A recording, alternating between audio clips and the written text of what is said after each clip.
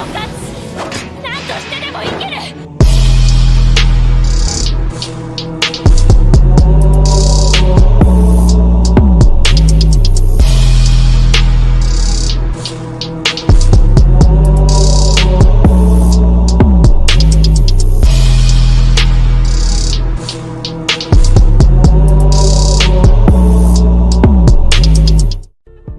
Yo, what's going on, Tiny Planet? It is your alpha male Chad boy King Tiny Next here, back with another video, and you guys already know the deal. This is going to be what if Issei had the system, and for this, like while basically trying to make my script for it, I was thinking, hey, should I really be including like all of the events solo leveling in there, or should I just kind of gloss over them, like just make quick summaries of them? Let me know what you guys want in the comments below, and we'll just judge off of this part alone. Now here's how things are going to work. Strange portals would have actually begun to appear all around the world one day. With these portals came strange creatures though. Over the years, people would actually find themselves capable of wielding magic, or presumably magic. They weren't quite sure at the time. It was just the easiest thing they could call it. The level of magic would vary from person to person. Some would actually be incredibly strong, while others, they were just above the average man in terms of capabilities. A new occupation would actually be opened up from this new event, with all of these people being capable of wielding magic. This new occupation would have been called hunters. Hunters were basically meant to go into the portals and fight off the monsters that were in there before they could leak into their own human realm. It had happened on a couple of occasions, and well, the results weren't all that pretty. Issei would have actually been one of the people born with magic. He wanted to be a hunter for the money and the girls. A pretty shallow reason, but he had a reason nonetheless. His parents wouldn't have been blessed with magic though. Even though Issei had magic, he wasn't all that impressive. He was just above the average man in physical capabilities, according to the rankings for the hunter system. He would have been classified as an E rank hunter for the most part. Issei's parents, they would eventually be forced to move due to frequent portals in their area that they lived at in the time. Or well, they lived in at the time. Basically, the area was just ransacked with a bunch of portals, and they just couldn't afford to live there anymore. They would be forced to move into one of the worst areas that didn't necessarily have as many portals appearing over there. They weren't able to afford the nice areas that had several high-class hunters living there as well, so their protection was also limited. Issei would have been forced to take on the role of a hunter in order to help his parents financially. Portals, otherwise known as dungeons in this world, they were often occurrences that would end up being costly in the end. Just buying a decent home nowadays would actually cost a pretty penny due to the insurance needed as well. And of course, insurance would have rocketed through the roof at this point in time. Issei, while being a hunter, he would just barely be able to make ends meet. He was the lowest of the ranks after all, so fighting off monsters would be rather difficult for Issei. He was trying to balance school as well, and at times he really did seem to just go into like a mental breakdown at times because of the amount of stress that it would build up for him. Him being a pervert did not make life any easier either. Girls would usually find him repulsive, and the fact he wasn't a strong hunter didn't give him any cool factors either. One day, while fighting to survive against some monsters, though, Issei and this group, they would actually discover a strange door. Opening it up, they'd find something extremely odd. This oddity being several statues in what looked like a rather polished room.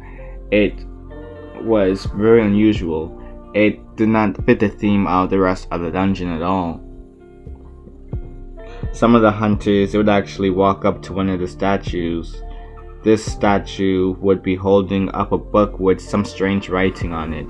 Most of the words were unreadable though, but a couple could be made out. A couple of words were capable of being read.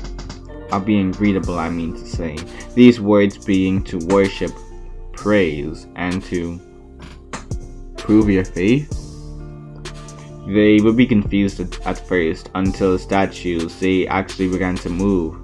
The doors were beginning to close too. Some would begin to try and run to the exit, but either get shot down by the statue sitting on the throne, or get pierced through by the statues guarding the door.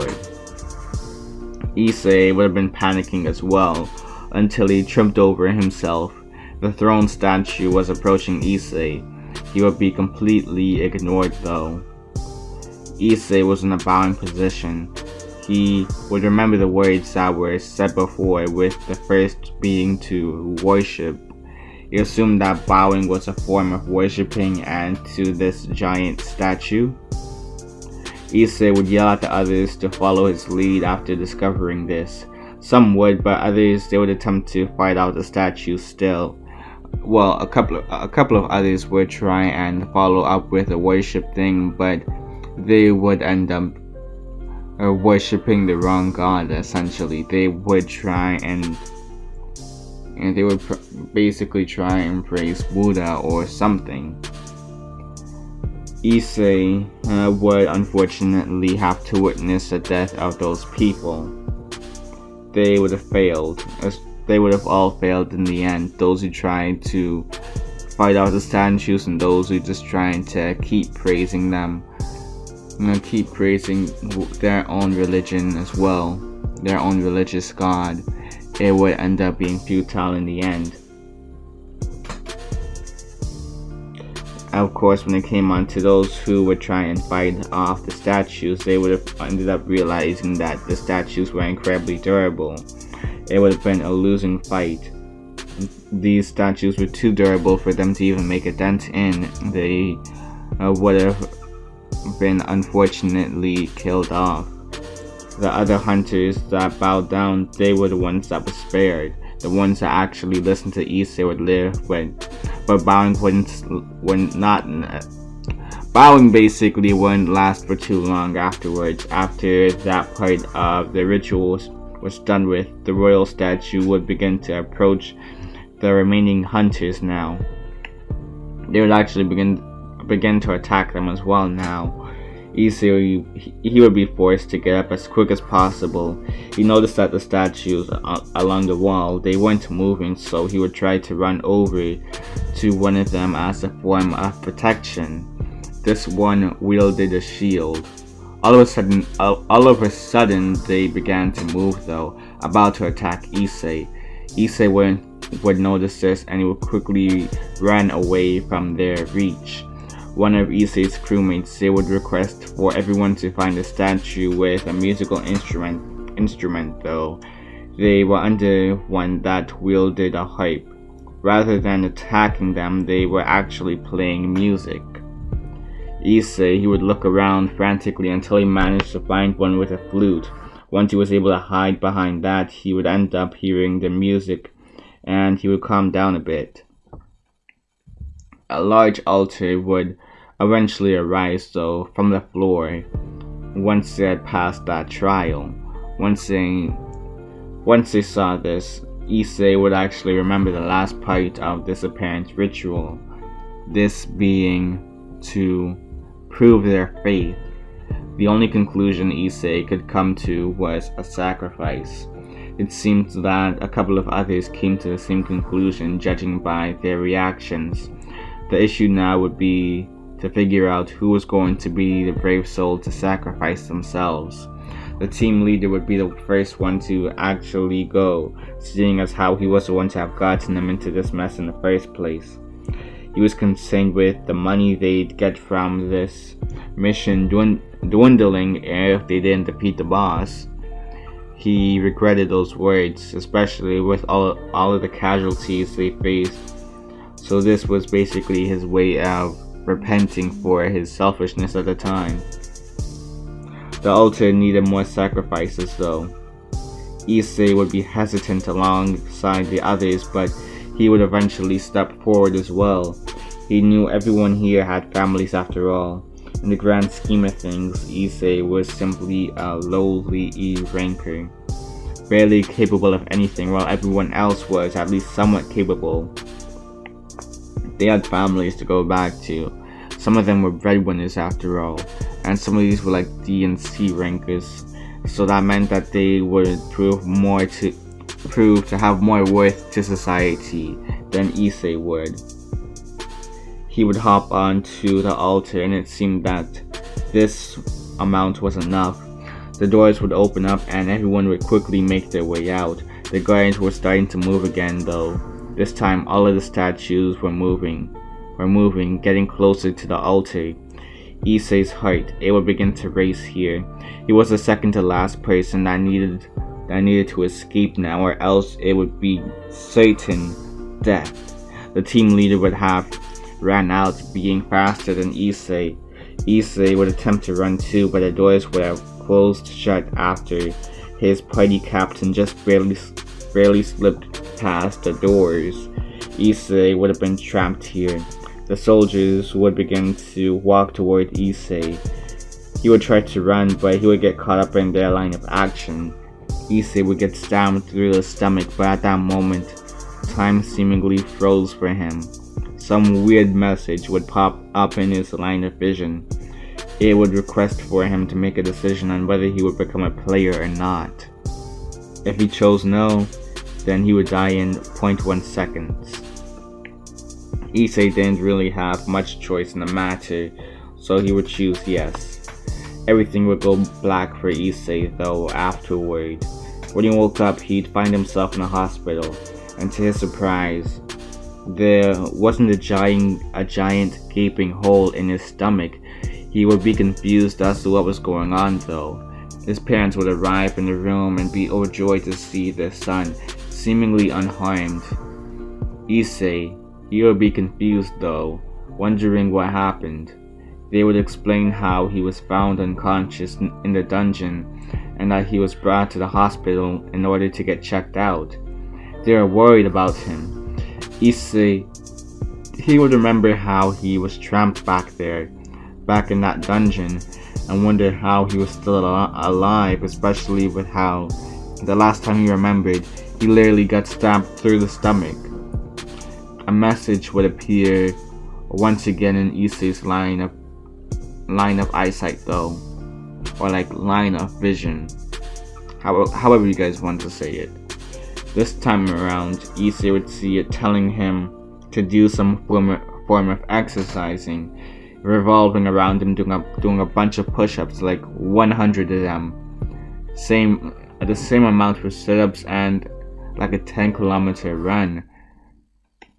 And there was probably one other exercise, maybe like some pull-ups or something. Not exactly sure, or maybe it was squats. But overall, Issei, he found everything that the system was telling him to do would be completely ridiculous. After all, he literally just woke up in a hospital bed. He was just going to relax for the next couple of days, if anything. He would actually finally get a break from his stressful life. I mentioned that there would be consequences in case he failed to go a day without going through the training though.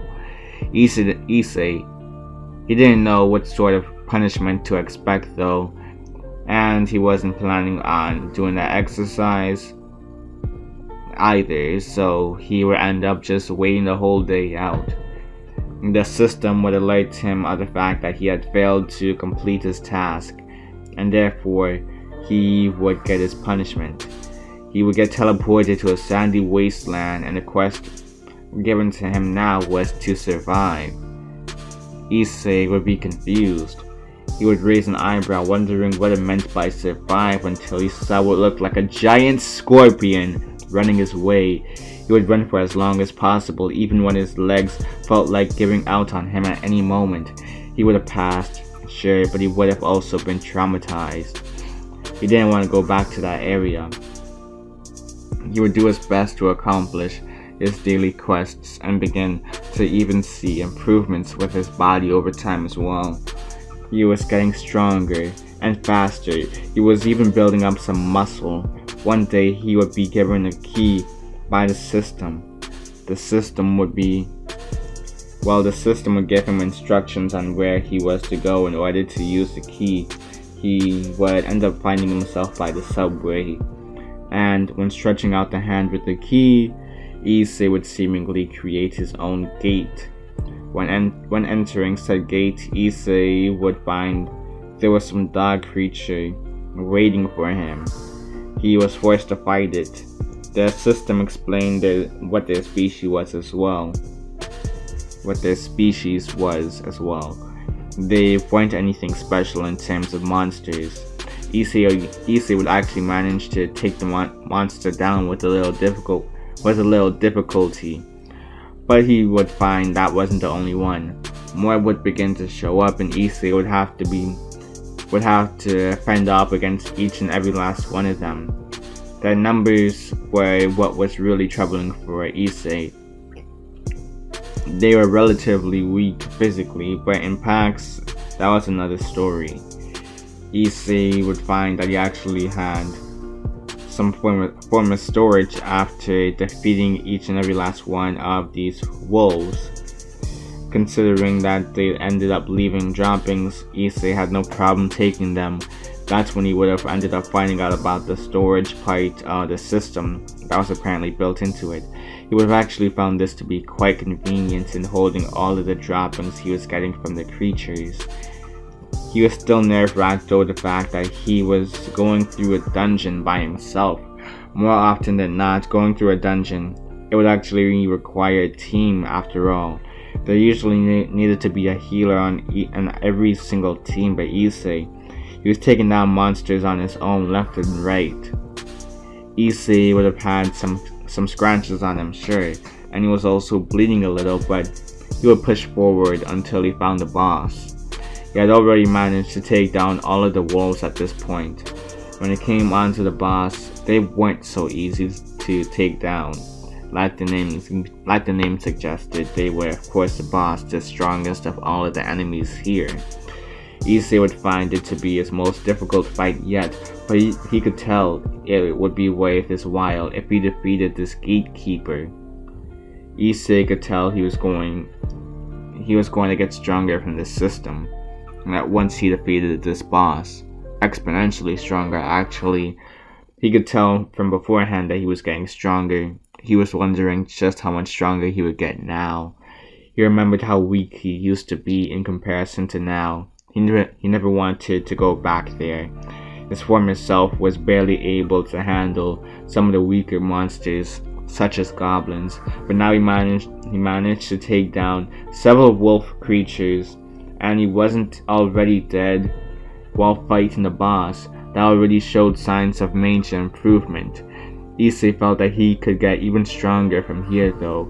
He would push forward, and he would try to stab the monster with teeth from the deceased wolves.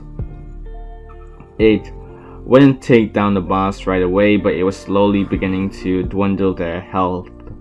Issei, he would manage to climb up to the monster's head, and with a sudden boost of strength, he would be capable of crushing their skull after using a rusty blade he found while fighting the wolves.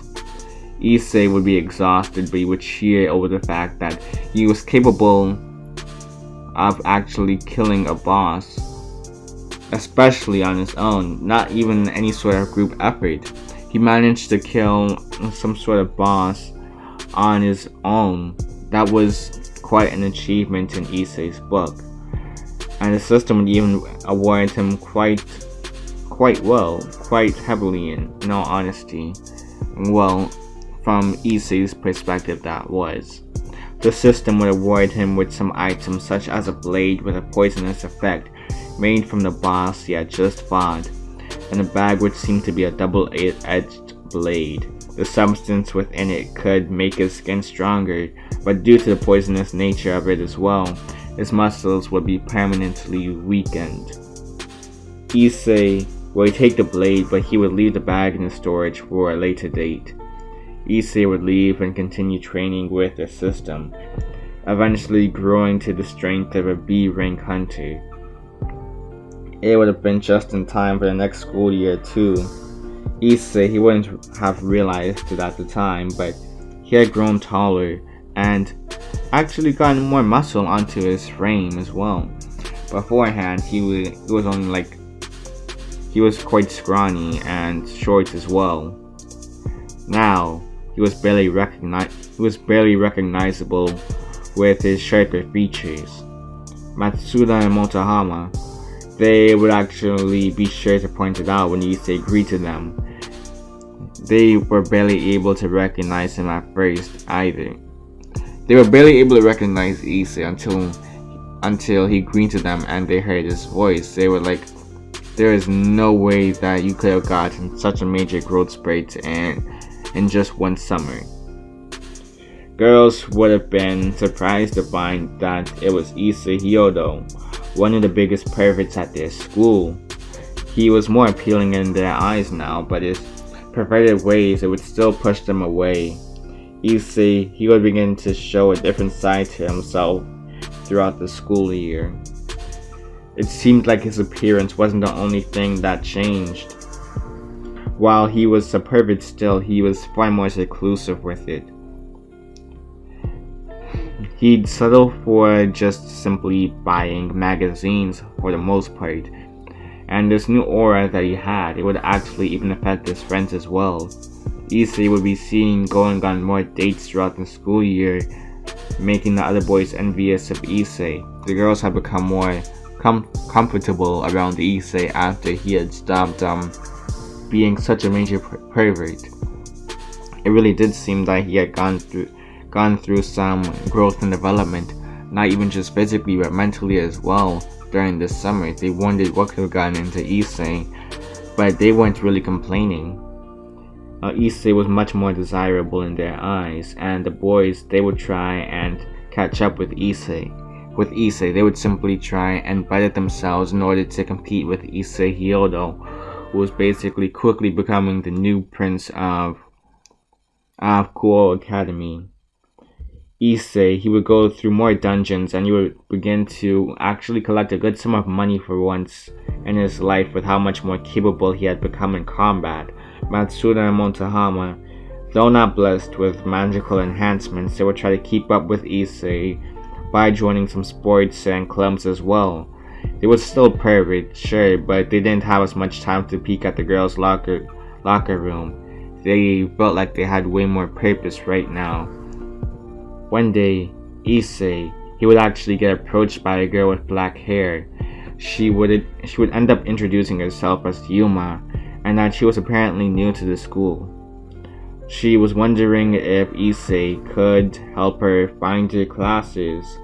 Issei would oblige, and by the end, she would ask to go on a date with him. Issei, he wouldn't have realized what she had in store for him though. Ria's Creamery, one of the most attractive girls within Issei's school, would have actually noticed something off about Yuma.